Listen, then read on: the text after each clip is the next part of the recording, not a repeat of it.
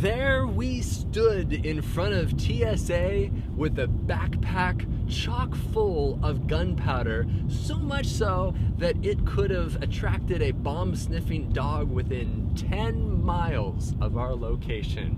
What in the world am I talking about? Well, a friend of mine, Ethan Levitt, and I were going to Savunga, Alaska to do some mission work there. And a really cool environment, by the way. Check out the other stories about Alaska. Yeah, eerie, weird environment. Living on the tundra there, getting fogged in, eating reindeer meat that I'm pretty sure was rotten. Yeah, a cool experience. But what am I talking about with TSA? Well, this was after 9/11, so really, really high alert status. There we go. And this was, well, also after the 4th of July. And Ethan was bringing his carry-on and this backpack of his, and the last time he had used this backpack was to purchase fireworks.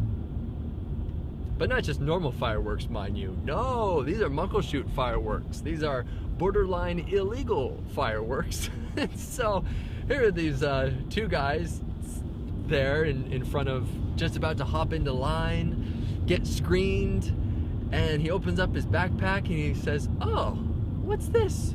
And he reaches inside and pulls out a big wad of bottle rockets, and I look in there and there's just a ton of firecrackers, and I'm just like, "Ethan, do you realize where we are?" And he says, "Oh, yeah, I guess this is kind of bad." So he sort of goes over to a garbage can and starts pulling things out and putting all of these highly explosive contents into the garbage can.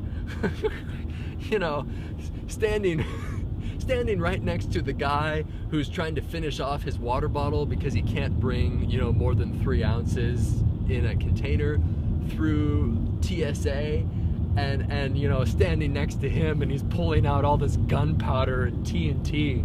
Like, "Hey, how's your day?" "Oh, I'm doing fine." "Where are you going?" "Going on a mission trip, spread the love of Jesus." Yeah, just getting rid of my explosives and my fingernail clippers. I mean, what a drag this is.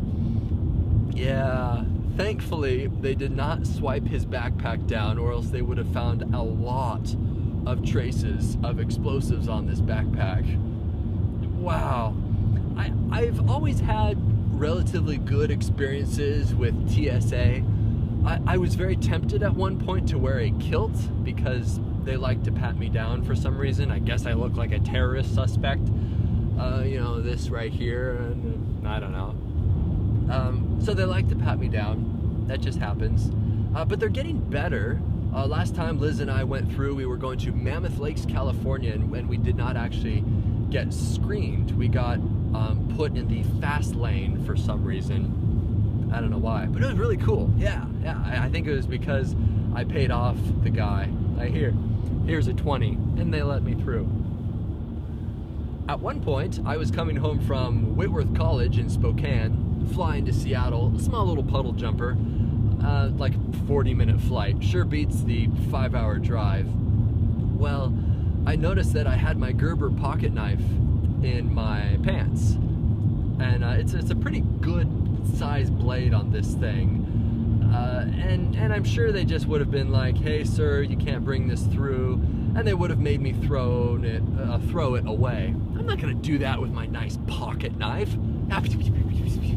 So what I did was, you may call me brilliant, by the way. What I did was I excused myself from the TSA line. I was like, "Oh, I have a telephone call," which, by the way, don't be on your telephone when you're in a TSA line, or especially if you're going through customs.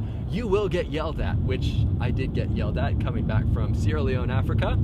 And I was like, "Hey Dad, we landed." And then this guy started screaming at me, "What are you doing on your cell phone? Don't you know that this is America?" I've had some bad experiences with customs, but TSA, good experiences. Back to my Gerber pocket knife. What do you think I did to preserve my Gerber pocket knife but still get through TSA? Would you like to know? I'll tell you. What I did was I excused myself from the line, and I went outside, found a nice little rock in the garden, picked it up, placed my expensive little Gerber pocket knife there, and put the rock back on top. Went home, flew home, did all the family stuff. Great seeing them, going home for the holidays from college. And when I got back, I just went back out there, lifted up the rock, and there was a haha got you note from the TSA. No, I'm just kidding. It was my pocket knife. No one had touched it. Yeah, so as I said, you may call me brilliant. There you go.